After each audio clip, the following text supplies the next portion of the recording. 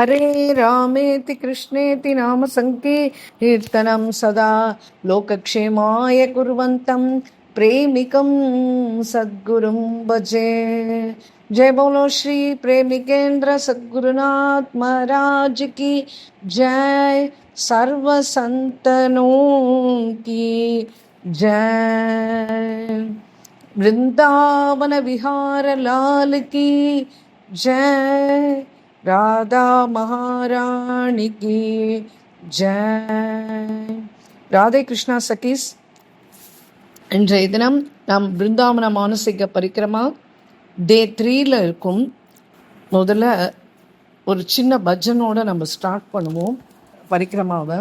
கோவிந்த ஜெய் ஜெய் கோபால ஜெய் ஜெய் ராதா ரமண ஹரி கோவிந்த ஜெய் ஜெய் गोविंद जय जय गोपाल जय जय राधा रमण हरि गोविंद जय जय गोविंद जय जय गोपाल जय राधा रमण हरि गोविंद जय जय राधा रमण हरि गोविंद जय जय गोविंद जय जय गोपाल जय जय गोविंद जय जय राधा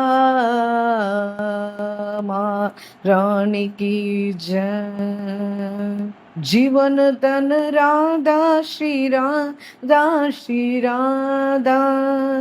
இது பிரஜவாசிகளுடைய ரொம்ப ஃபேவரட் சாங். நம்மளே பிருந்தாவனம் போனால் கூட எல்லா கடத்தர்களையும் இந்த பாட்டு பாடிண்டே இருக்கும். எல்லா கடையிலையும் போட்டு வச்சுருப்பா இந்த ரெக்கார்டு.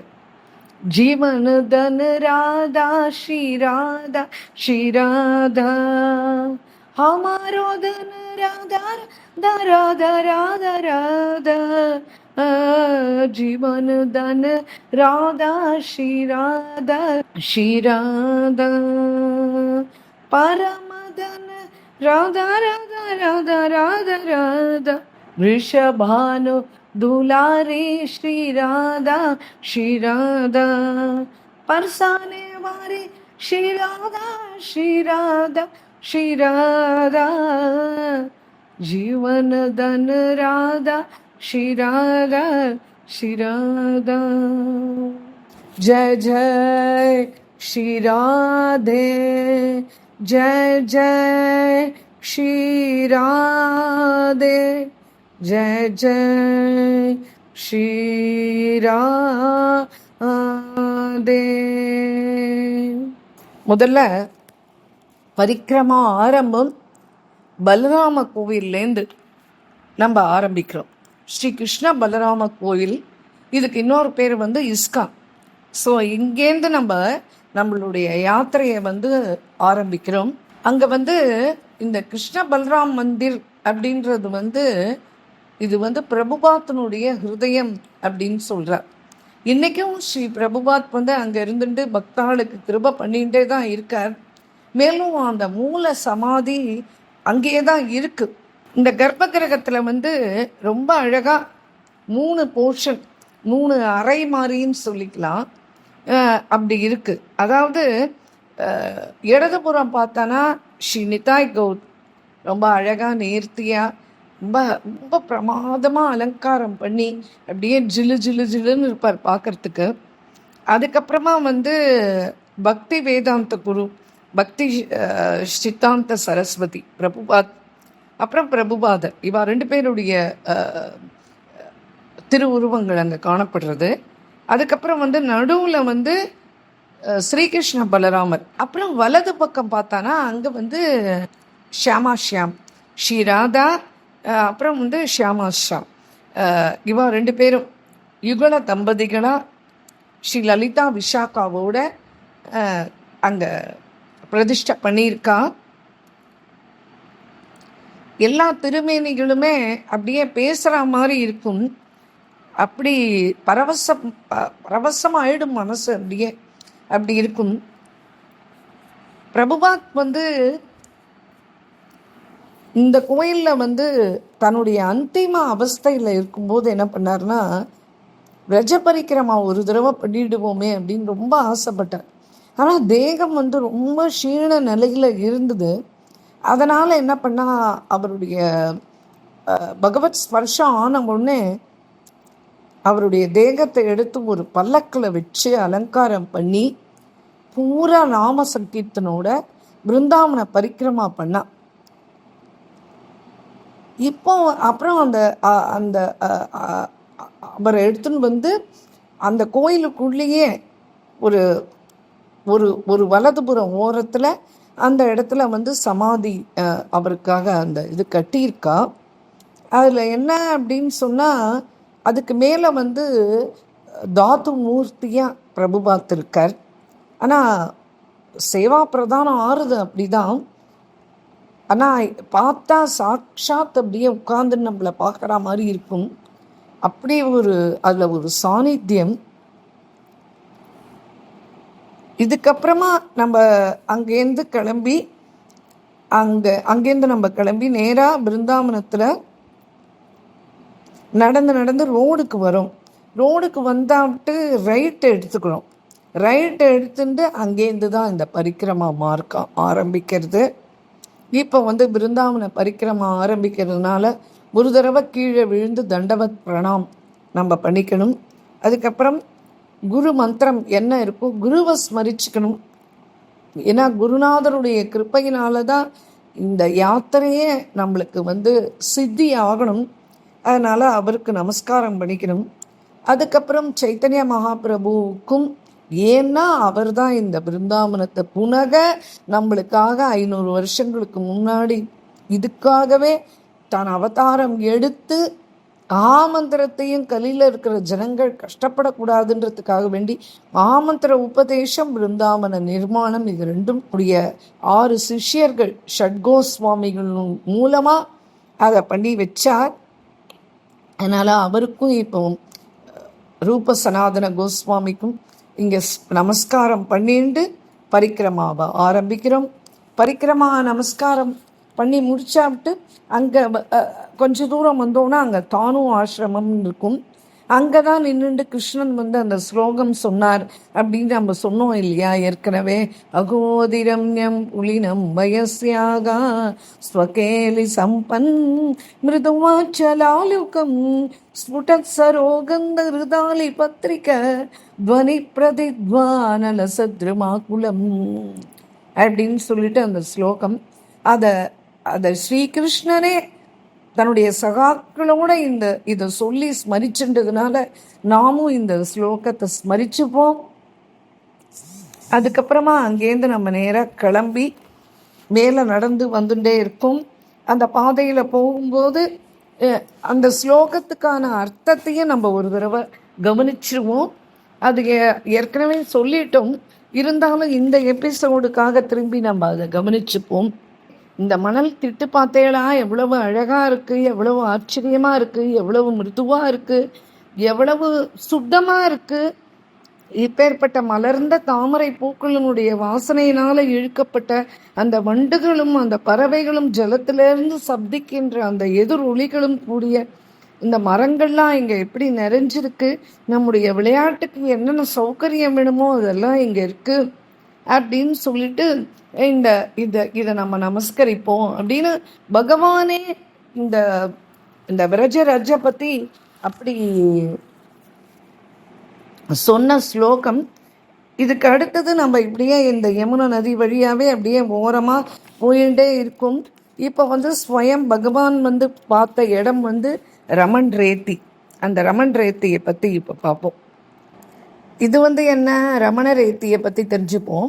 இங்கே வந்து கிருஷ்ணர் பலராமர் இவா 2 பேருமே மாடு மேய்ச்சிட்டு இங்கே வந்து விளையாடின்னு இருக்கா. ரமணரேத்திக்கு வந்து ராதையும் கிருஷ்ணனும் சதா வந்து அங்கே அவள் வந்து ரொம்ப சந்தோஷமாக பேசிட்டு விளையாடின இடம் அது. அதுக்கப்புறம் வந்து ராதையினுடைய மடியில் தலையை வச்சுட்டு கிருஷ்ணன் வந்து மாடெல்லாம் மேய்ச்சிட்டு வந்து அங்கே வந்து அப்படியே அவன் மடியில் தலையை வச்சுட்டு படுத்துப்பானாம். இந்த மண் வந்து ரொம்ப மிருதுவாக அப்படியே குழஞ்சா மாதிரி இருக்குமா. இங்கே வந்து இந்த மணலில் பட்சிகள்லாம் வந்து அப்பப்போ அப்படி அப்படியே குதிச்சு குதிச்சு அப்படியே அந்த மணலில் அப்படியே தன்னுடைய உடம்ப போட்டு பெரட்டி எடுக்குமா. கிருஷ்ணன் பலராமன் 2 பேருக்குமே இந்த ரமணர் ஏத்தி வந்து ரொம்ப பிடிச்ச இடம். இன்றைக்கும் நம்ம ரமணர் ஏத்திக்கு போனோம் அப்படின்னா அங்கே போய் நம்ம ஏதோ வீடு கட்டுற மாதிரியோ இல்லை ஏதோ ஒன்று விளையாட்டு விளையாடணும், அங்கே படுத்து பொருளணும் அப்படிலாம் அங்கே இருக்கிற பெரியவா சொல்கிறா. இந்த அங்கே ஒரு ஒரு அந்த சரோவரத்தில் இருக்கிற அந்த கந்தம், யமுனா நதியினுடைய அந்த ஜல கந்தம், அந்த சுகந்தமான ஏதோ ஒரு வாதாபரணம் அங்கே இருக்குது. அந்த பட்சிகளுடைய பிரதிகத்வனி இப்படிலாம் அங்கே ரொம்ப அற்புதமாக இருக்கும். அந்த ரமணர் ஏத்தியை பற்றி அப்படி சொல்லியிருக்கா. அதுக்கப்புறம் அங்கே ஒரு விருட்சம் இருக்குது. அந்த பரிக்கிரமா மார்க்கத்திலேயே 2 மரம் ஒன்று அப்படியே பின்னினா மாதிரி இருக்கும். அதில் என்ன அப்படின்னா 5000 வருடத்துக்கு முன்னாடி இருக்கிற இந்த புராண விருட்சம் இது. உலகத்தில் எங்கேயுமே இப்படி சம்பவமே கிடையாது. என்ன அப்படின்னா இந்த விருட்சத்தினுடைய சில கிளைகள் வந்து கருப்பாக இருக்கும், சில கிளைகள் வந்து வெள்ளையாக இருக்கும். அங்கே உட்காந்துட்டு இவர் பஜனை பண்ணணும் அப்படின்றார். கிருஷ்ண கனையா தாவுஜி கே பையா, கிருஷ்ண கனையா தாவுஜி கே பையா, மாக்கன் சோறு ஜுரையா ரே, ஏ மாக்கன் சோறு ஜுரையா ரே அப்படின்னு சொல்லிட்டு அற்புதமாக அங்கே ஒரு பஜனை பண்ணுறார். அதுக்கப்புறமா இந்த கிருஷ்ண பலராம விருட்சத்தை நம்மளும் நமஸ்கரிச்சுக்கிறோம். அங்கேருந்து அடுத்தது போகிறது வந்து வராக் காட். அது என்ன அப்படின்னு சொன்னால் அங்கே கிருஷ்ண வராக மந்திர் இருக்குது. இந்த வராக காட்டினுடைய கதை என்ன அப்படின்னா, ஒரு சமயம் கிருஷ்ணன் வந்து யமுனா தட் ஓரமாக வந்து இப்படி விளையாடிகிட்டே இருந்தான். மண்ணை என்ன பண்ணுவான், கையால் அப்படியே அலைஞ்சுட்டே இருப்பான். அப்புறம் அப்படியே பிடிச்சு வைப்பான். அப்புறம் அதை அப்படியே அணைச்சி கட்டிப்பான். அப்புறம் அதுலேருந்து கொஞ்சம் எடுத்து அப்படியே சாப்பிடுவான். அப்புறம் அதுலேயே புரண்டு புரண்டு விளையாடுவான். அப்படியே அங்கேயே மக்னமாக ஆயிடுவான். அப்போ வந்து சகாக்கள்லாம் கேட்பா, ஏ கிருஷ்ணா, இந்த மண்ணை என்னடா வராகம் மாதிரி நீ பாட்டுக்கு அது மண்ணில் வந்து பன்னிக்குட்டிகள் தான் வந்து அப்படி அலையும். அப்புறம் அந்த வராகம் மாதிரி நீ என்ன இப்படி அலைஞ்சு அப்புறமா அதை வேற தோண்டி தோண்டி சாப்பிட்ற. அப்புறம் அது எல்லாத்தையும் என்னமோ பெருசாக தோண்டி எடுக்கிற அதுலேருந்து. அப்புறம் திரும்பி எல்லாத்தையும் உள்ளே போட்டு அப்படியே மூடுற. என்ன எங்களுக்கு ஒன்றுமே புரியலையே, என்ன கிருஷ்ணா நீ ஏன் இதெல்லாம் சாப்பிட்ற? உடனே அதுக்கு கிருஷ்ணன் சொல்கிறான், ஆமாம் நான் பன்றி தான், நான் வராகம்தான் அப்படின்ன உடனே அவ்வளோதான். பார்த்தியா, கிருஷ்ணனுக்கு கோபம் வந்துடுது போல இருக்கு அப்படின்னு அந்த குழந்தைகள்லாம், கிருஷ்ணா கிருஷ்ணா கோவிச்சுக்காதடா, நாங்கள் ஏதோ இப்படி கேட்டுட்டோம், அதுக்காக நீ இப்படி கோச்சிக்கலாமா அப்படின்ன உடனே, இல்லை நீங்கள் உண்மையை தான் சொல்கிறேன், நான் வந்து வராக அவதாரமும் எடுத்திருக்கேனே. உடனே எல்லா பசங்களும் அப்படியே கிருஷ்ணனுடைய காலில் அப்படியே வட்டமாக அப்படியே கிருஷ்ணனை நடுவில் வச்சுட்டு எல்லாம் வட்டமாக உட்காந்துட்டு, சரி நீ எப்படி வராக ஆன கிருஷ்ணா, என்ன கிருஷ்ணா நீ புதுசாக சொல்கிற, எங்களால் நம்பவே முடியல. உடனே இல்லை கிருஷ்ணன் சொல்ல ஆரம்பிக்கிறான், மனு சட்டரூபாவை அனுப்பி வச்சோம், அப்போ வந்து பிருத்திவி ஸ்தானமே இல்லை, நான் அப்புறமா வசுந்தரா கிட்ட சொல்லி இந்த இதை வந்து ஸ்தாபிதம் பண்ணணும் அப்படின்ன உடனே நான் என்ன பண்ணுவேன் அப்படின்னு அவ கேட்க, நான் இரண்யாட்சனை வந்து வதம் பண்ணி அப்புறம் பூமியை மீட்டு அதுக்கப்புறம் மறுபடியும் ஸ்தாபிதம் பண்ணேன் அப்படின்னு சொல்கிறான். பார்த்தனா உடனே பெரிய காற்று ஒன்று வீசுறது சுகந்தமாக. அப்போ உடனே கூடி இருந்த அந்த பசங்கள்லாம் சேர்ந்துட்டு இது எல்லாத்தையும் கேட்டுட்டு, இல்லை நீ ஏதோ சும்மா சொல்கிறேன்னு அவனை மேலே சொல்ல விடாமல் எல்லாம் ஒரே கத்தர் தான். நீ ரொம்ப பொய் பேசுகிற கிருஷ்ணா, நீ ரொம்ப பொய் பேசுகிற. இல்லை நான் வராக அவதாரம் எடுத்தேன், நாங்கள் நம்ப முடியாது அப்படின்னு அந்த குழந்தைகள்லாம் கத்துறது. உடனே நீங்களாம் இப்போ பார்க்கணுமா? ஆமாம், நாங்கள் பார்த்தே ஆகணும், அப்போ தான் நீ சொல்கிறத நம்புவோம், இல்லைனா நீ போய் சொல்கிற கிருஷ்ணா. உடனே பகவான் எல்லார் எதிரிலையும் அந்த குழந்தைகளுக்கு எதிர்க்க அப்படியே வராக அவதாரம் எடுக்கிற. உடனே அப்படி ஒரு பெரிய ரூபம் எடுத்து வராக அவதாரம் எடுத்தோடனே வசதி தர்ஷன ಶಿಖರೆ ತರಡಿ ದವ ಲಗ್ನ ಶಶಿನಿ ಕಳಂಗ ಕಳೇವ ನಿಮಜ್ಞ ಕೇಶವ ಧೃತ ಸೂಕರ ರೂಪ ಜಯ ಜಗದೀಶ ಹರೇ ಹರೇ ಸೂಕರ ರೂಪ ಜಯ ಜಗದೀಶ ಹರೇ.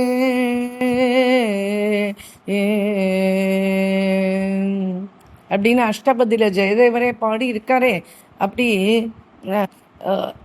இன்றைக்கும் நம்ம போனால் அந்த பரிக்கிரமா மார்க்கத்தில் இந்த வராக மந்திர் அந்த யமுனக்கரை ஓரத்தில் அப்படி ஒரு காண கிடைக்கிறது. 2 கிலோமீட்டர் தள்ளி போனால் அங்கேயும் இதே மாதிரியே திரும்பியும் ஒரு தடவை அவதாரம் எடுத்து கோபிகைகளுக்காக காமிச்சார் அப்படின்னு சொல்கிறார். அதுக்கப்புறம் இந்த வராக காட்டு அது முடிஞ்ச உடனே அதுக்கு அடுத்தது அதுக்கு பின்னாடி போனோம் அப்படின்னா அங்கே பிரபுபாத் அவர் இருக்கும்போதே கோஷாலா அங்கே இருக்குது. அவர் ஸ்தாபிச்ச அந்த கோஷாலா அங்கே இருக்குது.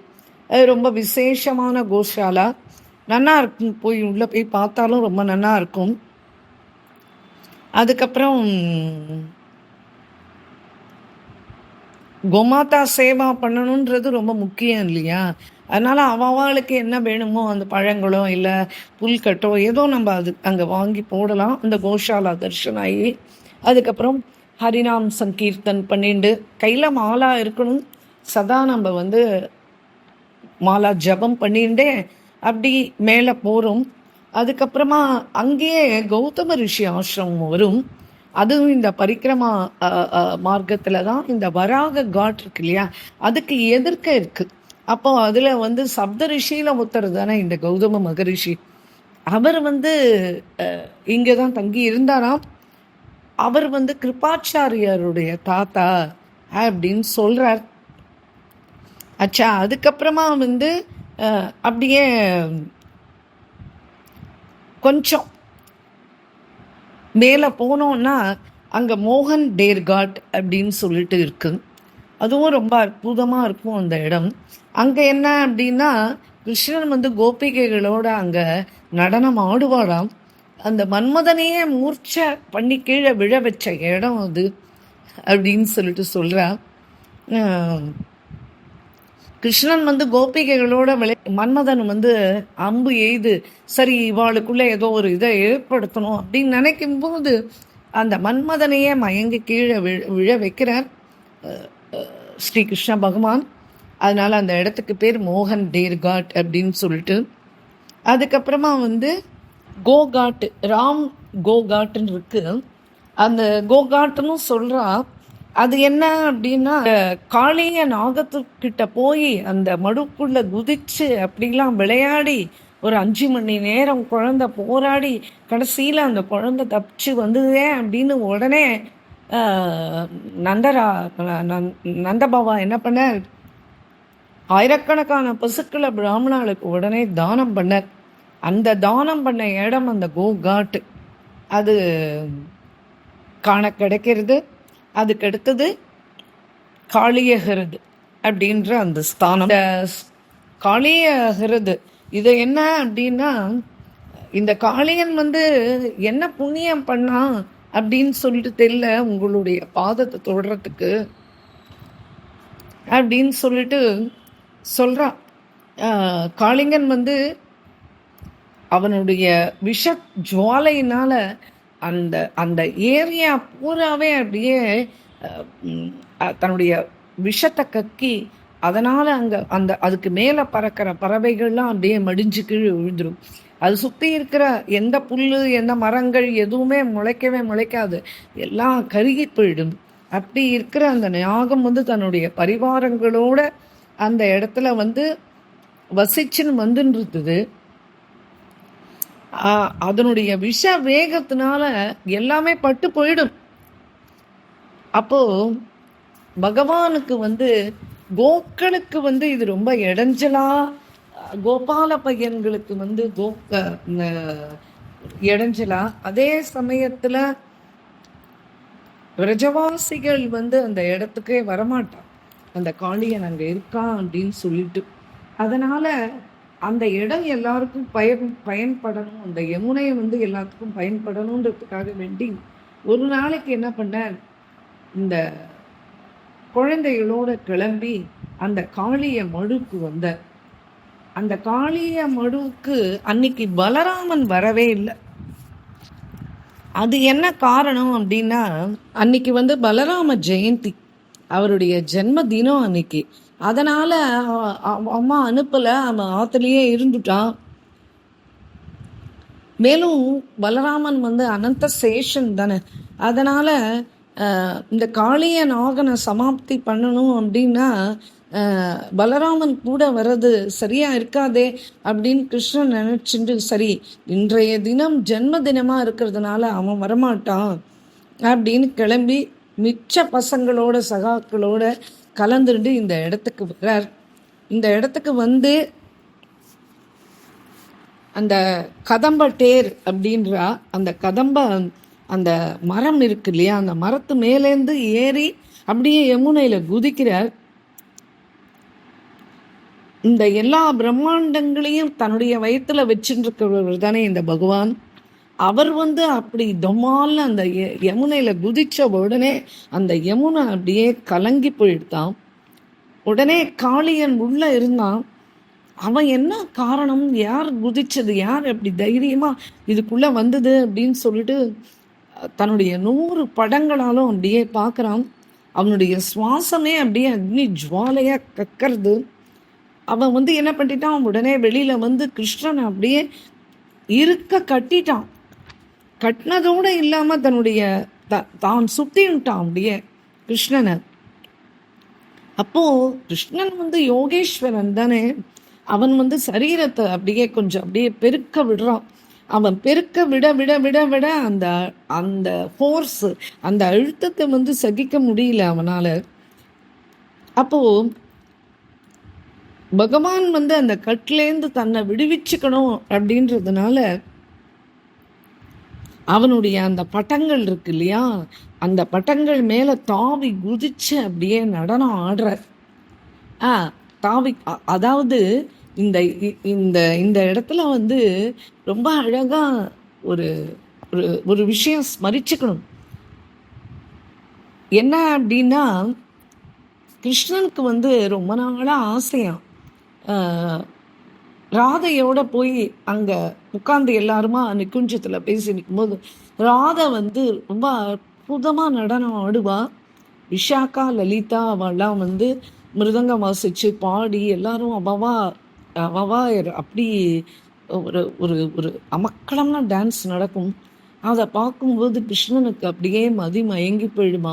ஆஹா, என்ன அற்புதமா ஆடுறா, உடனே ராதை கிட்ட போய் எனக்கும் கற்றுக் கொடுக்குறியா, நானும் இனிமேலாம் நீ இங்கே வரவே கூடாது, இவனை இங்கே சேர்க்காதீங்க, நீ இங்கெல்லாம் நீ வரக்கூடாது, நாங்கள்லாம் ஆடும்போது பாடும்போதெல்லாம் நீ வரக்கூடாது போ அப்படின்னு சொல்லு.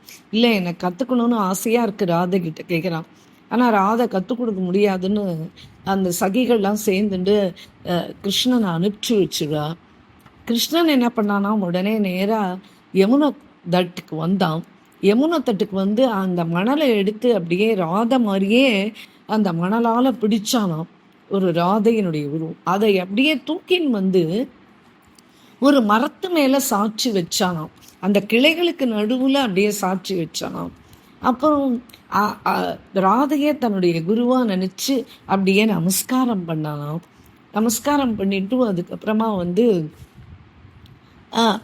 அவன் அங்கே என்னெல்லாம் பார்த்தானோ அதெல்லாத்தையும் அப்படியே அபிநயம் பண்ணி ராதைக்கு எதிர்க்க தன் குருவா நினைச்சு, எனக்கு எதெல்லாம் தெரியாதோ அதெல்லாத்தையும் நீ தான் எனக்கு இந்த நாட்டியத்தை கற்றுக் கொடுக்கணும், எனக்கும் நர்த்தனம் ஆடணும்னு ரொம்ப ஆசை அப்படின்னு சொல்லிட்டு தினம் தினம் தினம் தினம் தினம் இங்கே வர்றது, நமஸ்காரம் பண்ணுறது, அந்த நாட்டியம் ப்ராக்டிஸ் பண்ணிகிட்டே இருக்கிறது. இப்படி இவன் பண்ணிகிட்டே இருந்தான். ஒரு நாளைக்கு ஒரு சக்கை ஊற்றி பார்த்துட்டா குளிச்சுட்டு வரும்போது.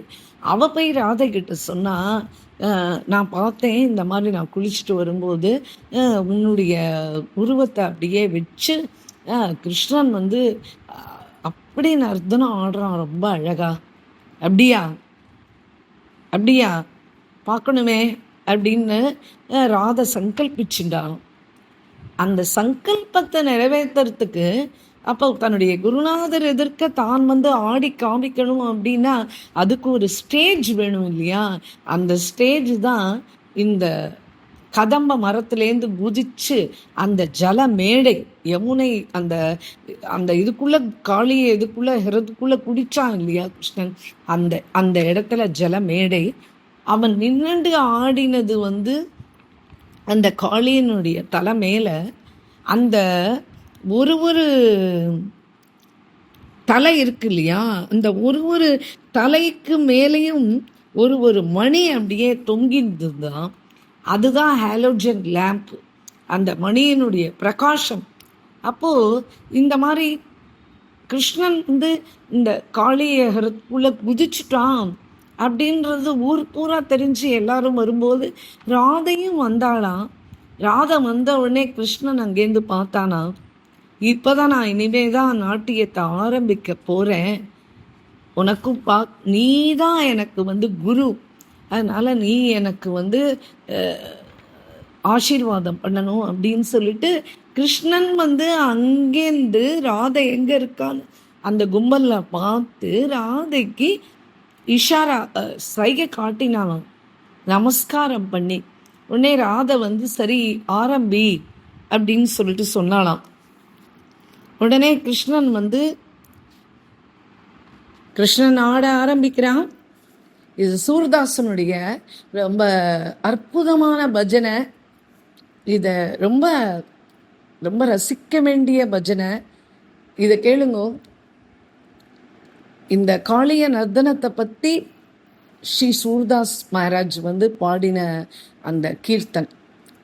தாண்டவகதி முண்டன பரு நாச்சத கிரிதாரி, தாண்டவகதி முண்டன பரு நாச்சத கிரிதாரி, பம் பம் பம் பகபடகத பம் பம் பம் பகபடகத பம் பம் பம் பணனி பாரம் பிம் பிம் பிம் வினதி करत बिम बिम बिम विनती करत नागबधुहारी,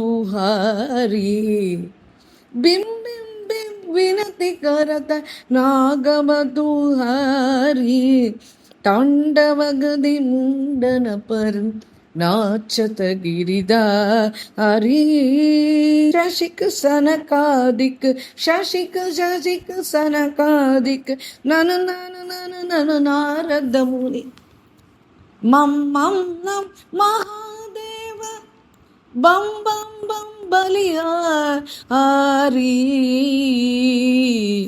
तांडवगदि मुंडन पर नाचत गिरिधारी, तांडवगदि मुंडन पर नाचत गिरिधारी, विवित विवित विद्याधर डम डम डम डम देव शकल, विवित विवित विद्याधर डम डम डम देव शकल, गम गम गम गुनि गंधर्व गम गम गम गुनि गंधर्व नाचते दे गिरिधारी, तांडव तांडवगदि मुंडन पर नाचत गिरिधारी, सूरदास प्रभु की मान गिन गिन गिन पून जानी, शन चन चन चरण परत चन चन चन ಚರಣ ಪರದ ನಿರ್ಭಯಕ್ಕೆ ಗಾಳಿ ತಾಂಡವಗದಿ ಮುಂಡನ ಪರ ನಾಚತ ಗಿರಿದಾರಿ ತಾಂಡವಗತಿ ಮುಂಡನ பருநாச்சத கிரிதாரி அப்படின்னு சூர்தாஸ் பஜனை இங்க ஸ்மரிச்சுக்கிறோம். இதுக்கப்புறமா இதுல என்ன ரொம்ப முக்கியமான விஷயம் அப்படின்னா, இந்த காளிய மோக்ஷணத்துல பகவான் ஸ்ரீ சுகோபவாச்சன் வரும் அத்தியாயம் 16ல். வித்யாகர்ணியவசக பிராக பகவான் காரியமானுஷ நாத்திரஸ்தேயம் त्वया சர்ப சமுத்திரம் தியாகிமாச்சிரம் ஸ்வக்ஞாத்யாபத்தியதாராட்யோ கொன்றுபீர் புஜ்யதாம் நதி ஏதத் ஸ்மஸ்மரேன் மர்த்யக துப்யம் மத் அனுசாசனம் கீர்த்தயன் அனுபயோகோ சந்த்யோர்ன யுஷ்மோத்பயமாப்னுயாத் யோஸ்மின் ஸ்வாத்வா யோஸ்மின் ஸ்நாத்வா மதா க்ரீடே தேவாதீன் தர்ப்பயே ஜலைகி உபோஷ்யமாம் ஸ்மரேன் அர்ச்சேத் சர்வ பாபைகி பிரமுச்சதே அப்படின்னு சொல்லிட்டு இந்த காளிய பத்தினி பிரார்த்தனா இது முடிஞ்சாவிட்டு கிருஷ்ணன் கடைசியில் இந்த 2 ஸ்லோகம் சொல்றார். இந்த 3 ஸ்லோகத்தையுமே ஏதத் ஏதத்து சம்ஸ்மரேன் மத்தியக துப்பியம் மத் அனுசாசனம் அப்படின்னு சொல்லிட்டு அது என்ன அப்படின்னா, காரியத்துக்காக மனிதனாக பிறவி எடுத்து வந்தார் இந்த ஸ்ரீகிருஷ்ணன் இல்லையா. வாஸ்தவமா ஐஸ்வர்யாதிகள் நிறைந்தவர் இந்த ஸ்ரீகிருஷ்ணன். அவர் இவ்விதமாக இந்த காளியனுடைய பேச்சை கேட்டு பதில் சொன்னார். பாம்பே, நீ இனிமே இந்த இடத்துல இருக்கக்கூடாது. இந்த நதியானது பசுக்களாலும் மனிதர்களாலும் அனுபவிக்கப்படட்டும். உனது பந்துக்களுடனும் குழந்தைகளுடனும் பத்தினிகளுடன் கூடியவனாய் நீ சமுத்திரம் போய் சேரு, தாமதிக்க வேண்டாம் அப்படின்னு சொன்னார் இல்லையா. அந்த எந்த மனிதன் உனக்கு செய்த இந்த எனது கட்டளையை 2 சந்தி வேளைகளிலும் சொல்லிக்கொண்டு ஸ்மரிக்கிறானோ அவன் உங்கள் பயத்தை அடைய மாட்டான். அதுக்கப்புறமா எவன் உபவாசம் இருந்து நான் விளையாடின இந்த மடுவில் ஸ்நானம் செய்து ஜலங்களால் தேவர் முதலியவர்களுக்கு தர்ப்பணம் செய்வானோ, என்னை ஸ்மரித்து கொண்டு பூஜை செய்வானோ, அவன் சமஸ்த பாபங்களிலிருந்தும் விடுபடுகிறான். எந்த கருடனுடைய பயத்தால் ரமணகத்தீவை விட்டு இந்த மடுவை அடைந்தாயோ அந்த கருடன் என் திருவடிகளால் உன்னை நான் அடையாளம் செய்யப்பட்டதால் உன்னை பட்சிக்க மாட்டான் அப்படின்னு சொல்லிட்டு பிரபு சொல்ற மாதிரி. இது ஸ்ரீ சுகவுவாச்சன் ஆரம்பிக்கும் 10வது ஸ்கந்தத்தில் 16வது அத்தியாயத்தில். இந்த ஸ்லோகத்தை யார் ஸ்மரிச்சுக்கிறாளோ அவளுக்கு இந்த பயம் இருக்காது, அந்த பயம் போயிடும், மிருத்யு பயம் இருக்காது. அதே மாதிரி இந்த இடத்துல ஸ்நானம் பண்ணி பித்ருக்களுக்கு நம்ம தர்ப்பணம், தேவதா தர்ப்பணம், அப்படி நம்ம ஜல அஞ்சலி அதை பண்ணால் சர்வ பாபத்திலேருந்து முக்தி அடையலாம் அப்படின்னு சொல்லிட்டு, அதனால் இந்த 2 ஸ்லோகம் ரொம்ப ஸ்மரிச்சிக்க வேண்டிய ஸ்லோகம். இதனுடைய பலஸ்ருதி, இந்த காளிய மோக்ஷணத்தினுடைய பலஸ்ருதியும் இதுதான் அப்படின்னு சொல்லிட்டு இங்கே நம்மளை பிரார்த்தனை பண்ணிக்க சொல்கிறார் மகராஜ். ஹே கிருஷ்ணா, உன்னுடைய நாமம் என்னுடைய நாவல சதா நர்த்தனம் பண்ணணும். உன் நாமத்தை பாடுறதுனாலேயே எங்களுடைய ஹிருதயத்தில் இருக்கிற விஷம், என்ன விஷம் அப்படின்னா காமம், மோகம், குரோதம், பயம், இப்பேற்பட்ட விஷங்கள்லாம் எங்களுடைய ஹிருதயத்தை விட்டு வெளியே போயிடணும் அப்படின்னு சொல்லிட்டு பிரார்த்தனை பண்ணிக்கணும் நம்ம அப்படின்னு சொல்லிட்டு மகாராஜ் ரொம்ப அழகாக முடிக்கிறார் இந்த இடத்துல. ஸ்ரீ கிருஷ்ணச்சந்திர பகவானுக்கு ஜெய், ஸ்ரீ காளியத கி ஜெய், கோமாதா கி ஜெய் அப்படின்னு சொல்லிட்டு இப்போவும் நம்ம அங்கே போனோம் அப்படின்னா அங்கே இப்போவும் அங்கே போனால் ஒரு சின்ன கோயில் இருக்குது. காளிங்க நர்தன கிருஷ்ணன் மூலமூர்த்தியாக இருப்பார். யமுனை கரையில் காணப்படுறது. ஆனால் அந்த யமுனையில் வந்து நீர் பிரவாகம் அதிகமாக இல்லை அப்படின்னு சொல்லிட்டு சொல்கிறார். அப்படி இந்த காளிய கட் அது ரொம்ப அற்புதமாக நம்ம பார்க்க கிடச்சிது. அதுக்கப்புறம் பிரபோதானந்தர் அவருடைய பஜனை குட்டீரமும் இருக்குது. அதையும் அங்கே பார்த்துட்டு நம்ம கிளம்பலாம். இதுக்கப்புறமா அடுத்த எபிசோடில் மிச்சம் இருக்கிற இடங்களை கண்டினியூ பண்ணலாம். जय बोलो श्री प्रेमिकेंद्र सद्गुरुनाथ महाराज की जय, सर्व संतनों की जय, श्री राधा महारानी की जय, वृंदावन धाम की जय. राधे कृष्णा सखीस.